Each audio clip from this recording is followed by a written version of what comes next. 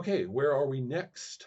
Um, Might as well stick with um, a couple of things about more of my games. Sorcerer is mentioned here by Jesse. In one more than one place, it's been mentioned it's best to play straight sorcerer with none of the material from the supplements. Practically, I agree with this completely. It's been mentioned as referring to me. I have been, speaking of ringing bells, I have been ringing that bell a lot.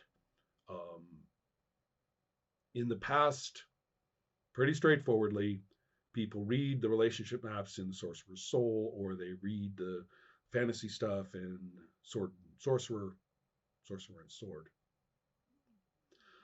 and they get all excited and they want to do that.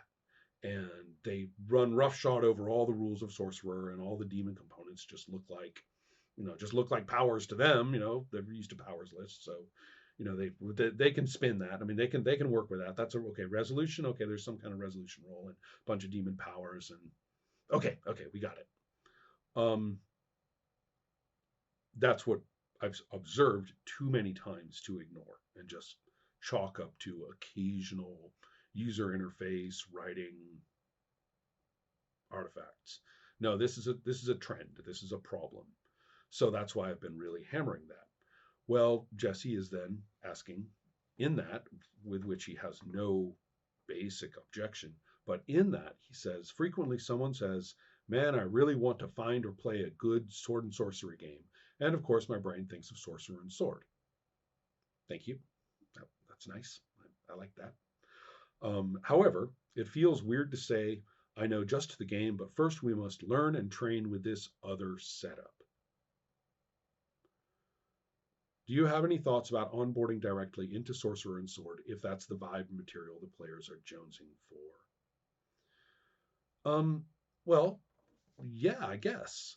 I mean, again, it's not, I can't make you, right? Go to the core book first. Um, and there are a couple of possibilities. One is to say, well, a trend is not everybody. These particular players we're talking about are all about it. They're all about that material. If you are not in kind of pop franchise fantasy, a big if right there, then I think maybe that's not that big a deal. I mean, a lot of the people, a lot of the trend that I was talking about occurred from people who were learning about the sword and sorcery literature, as I see it, from that book, and so therefore were not. They had a lot of other things, on their minds when they, or in their minds when they jump, to go play the game. And maybe if you're dealing with people and you say they, if that's the vibe material the players are jonesing for, well, that's interesting. Well, let's not Jones, because that means they're just going to get their hit from the game, and we know that's a bad thing. I know you're kidding. Are they into this vibe material? I mean, are you all about what these people or persons can bring to this, and they are all about it? If you say all about like you do in the question, then I say, okay, I guess that kind of solves the problem that I'm concerned about, or goes a very far distance to solving it. So yeah, I mean, seems like you're cooking with gas, so why not? Why not? And on the other hand, um, there is another option, which is to in fact play with the core book and the setting be sword and sorcery. You're just not using the particular techniques and descriptors and so forth of the other book. That can be a little painful if you're into Sorcerer and Sword and have played it and you really like the way those things come together in that supplement, because it could be so much more coherent and supportive of the vibe if you did that. But if you don't, just to go to one of the basic things, if you are not conversant with just ordinary rolling dice and resolution and sorcerer, and then you try to use that weird victory trick, the trading victories thing in sorcerer and sword, I've seen people, I mean, it's like trying to run and they step on a certain body part, and I mean, it's face first. They don't get anything. So even if you did use sorcerer and sword with this group of people, it would be best to kind of go light on a lot of those mechanical developments of those rules. So I guess we can split the difference. Either you can take sorcerer as such, do sword and sorcery things with it, and not really get into those mechanics. Maybe later in some other game, do that.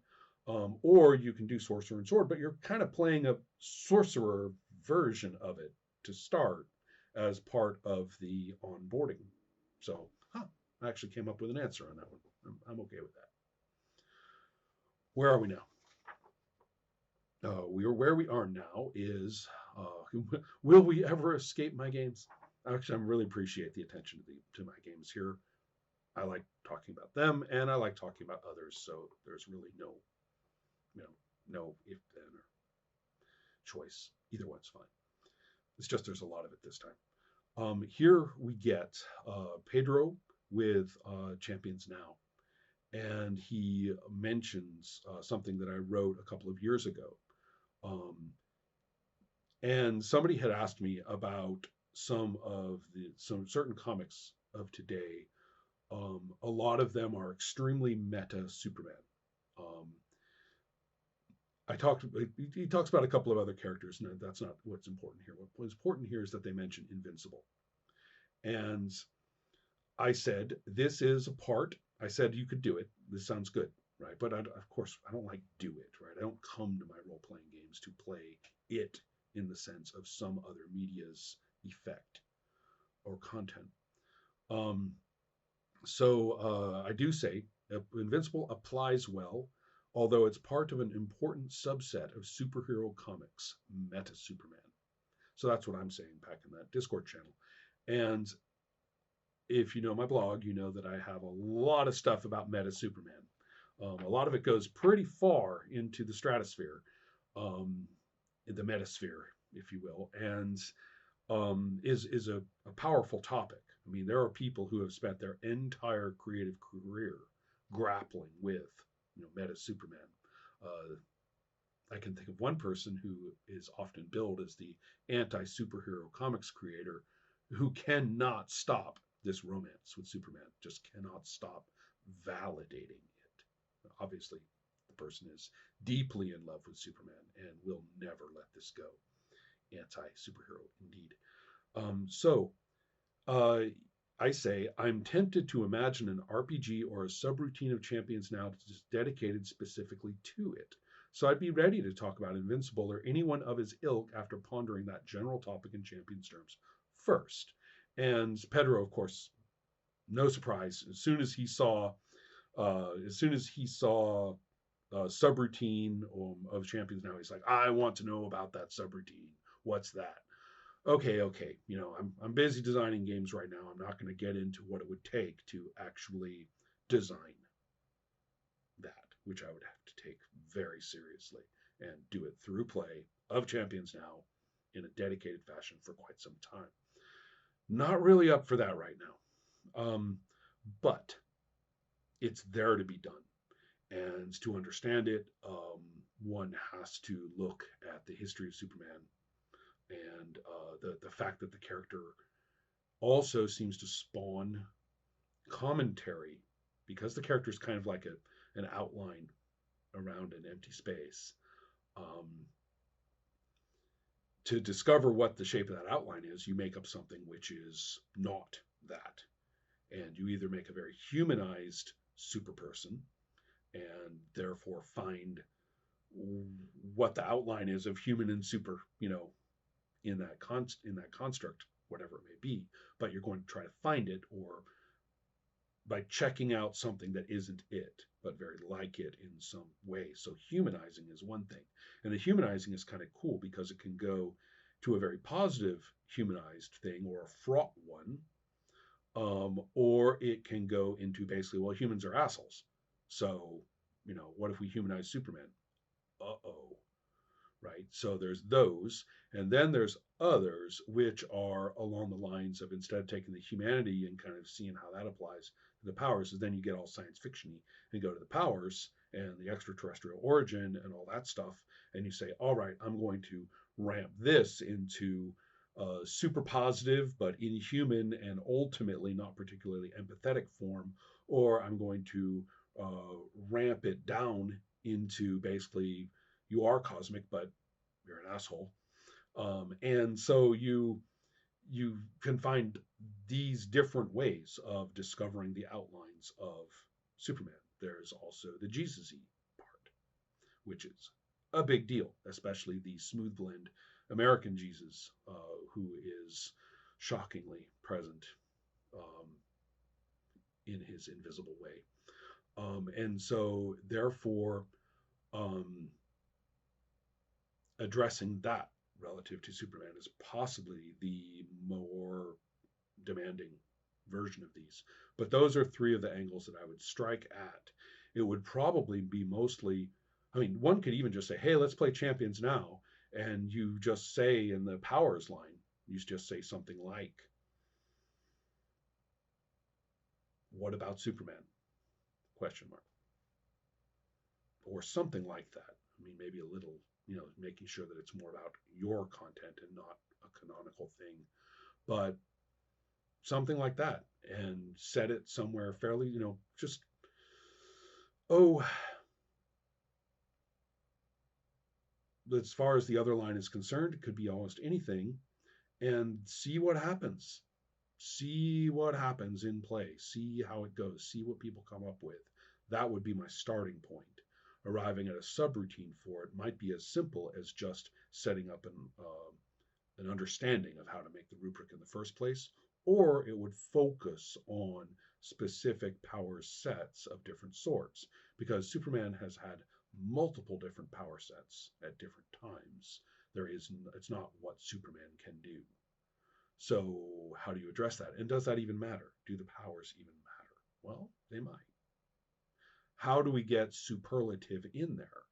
Champions is based on comics that are pre-franchise. So therefore, the 50s Superman, who instead of being the Man of Tomorrow is now the Man of Steel, and who is indestructible, whereas he previously was very much not so. Um, that is not what Champions Now as such really does. Well, should there be some kind of bubble of Champions Now in which such things, you just say, okay, dude can't be hurt. That's, not, the damage rules just don't apply to this guy. Is there some kind of bubble of design, of build, of concept that could be generated? That I think would be kind of cool to play with. But again, only one way to get there. So, curse you, Pedro. More Champions Now to play in my future, clearly. Well, now, I am running low on time. When you see me again, the light will be slightly different. I have to go play a game now, and I'll come back. There, having played Hazard in Whispering Vault for a couple of hours, I have returned with a slight change in the daylight illumination and moving on to the last set of questions. Lorenzo continues with his ongoing RuneQuest, BRP, Mithras investigation. And in this case, it's about the training. So he asks, it's about the training aspect. There's a lot of rules about investing money and time into training, and that's okay.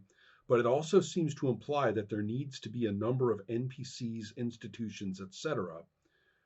And then talks about making the cults an organization, important, having them present in play as known entities for characters, obviously, and for the players as well.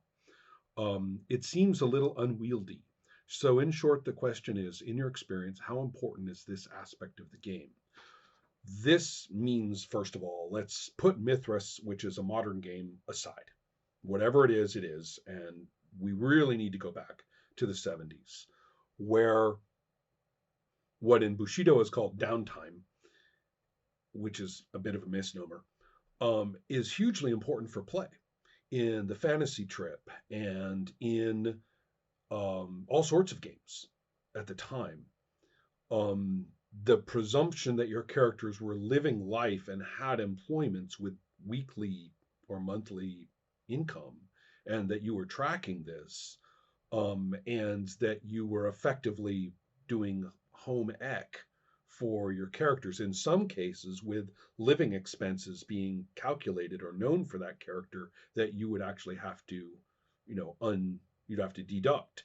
And so you would know how much money your character had on hand, and you would know how many hours you put into your work week, and we know what job your character has. Um, when you look at the very earliest superhero games, this is enormous. I mean, the bulk of character creation is basically just setting up your character's weekly schedule of life and how that relates to what when they go out and roam about in their supersuit. And that it's tracked. I mean, that's play. It's not an adjunct to play or an in between play. It's play that we look at your week and say, okay, you know, how has this gone? So this shows up in somewhat muted form in a bunch of other contemporary games. So in a few of the games, it's extremely explicit. The fantasy trip, I mean, you roll to see if you get fired, you know, every time unit. I forget whether it was a week or a month or something, but you rolled to see if you got fired and cashed out. And it was presumed that your character was busy.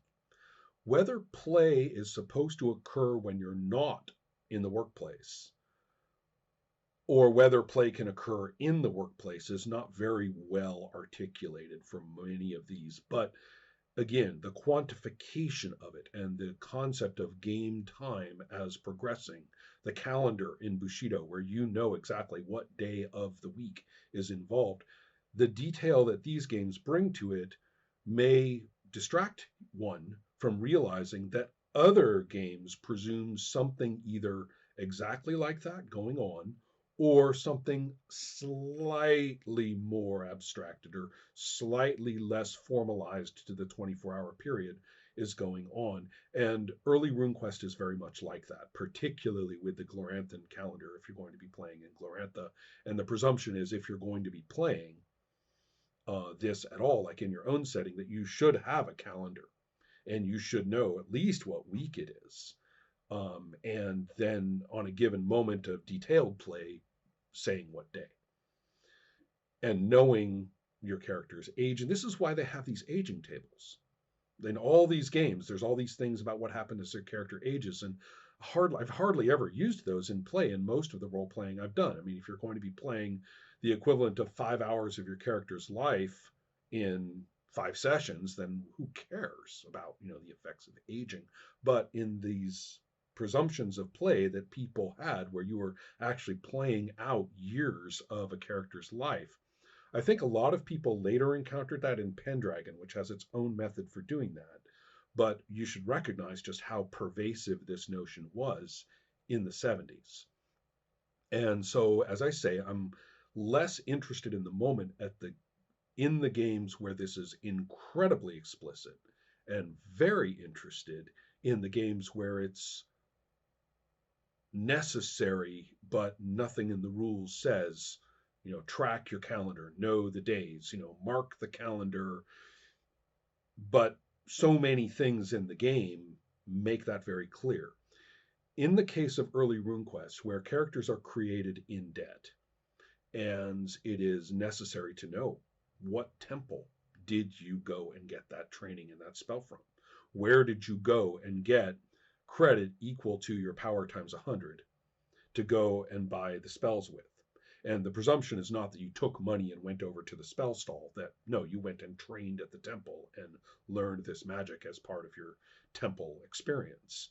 And now you're in debt for it because, you know, that's a lot of investment on their part. Um, that being the case, the rules present it generically because, as people often forget, the early RuneQuest rules are generic. If not generic, they are customizable better to a Bronze Age fantasy. And if you kind of forget that, then you're vaguely in debt to the temples in kind of a Tunnels and Trolls way, right? Where town play just is off the table and you just go and do all the exchange rates for all the shit you want and start up at the dungeon next time. You could do that, but that's very much against everything else that's in that book. And so yes, I mean when you ask a question like it seems to imply that there needs to be a number of NPCs, institutions, etc. And it's like implies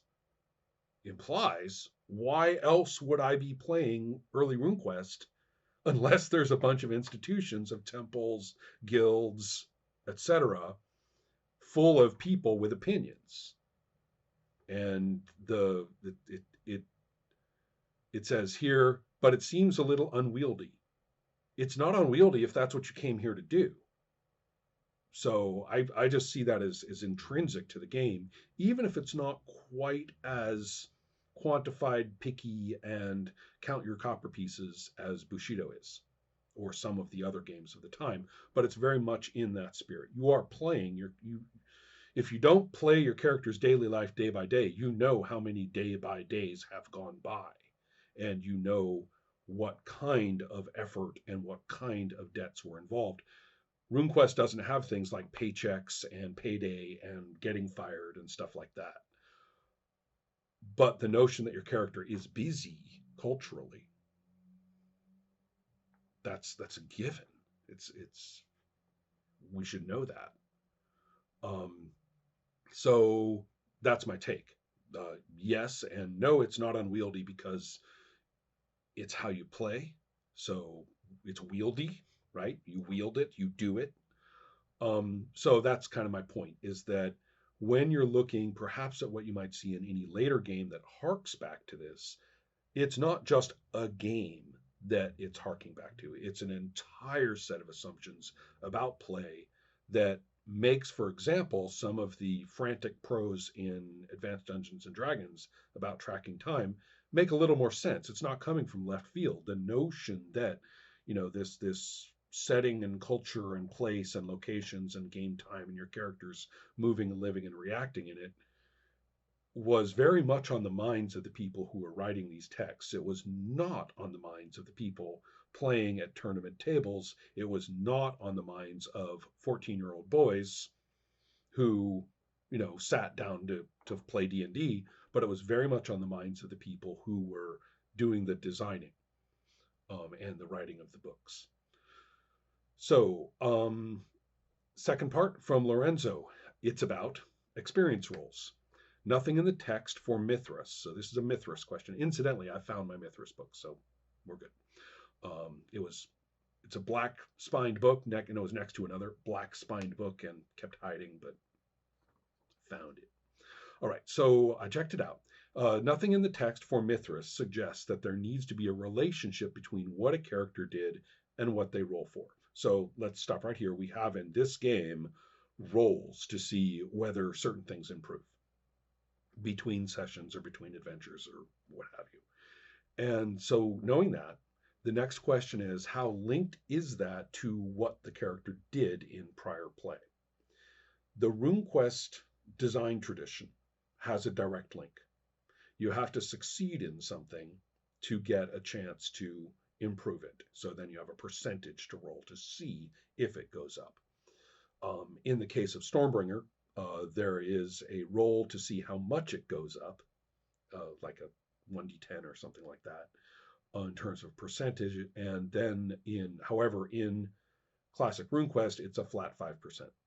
So things basically, very rarely do you see something that's not 5% in increments. There are a few, but not much.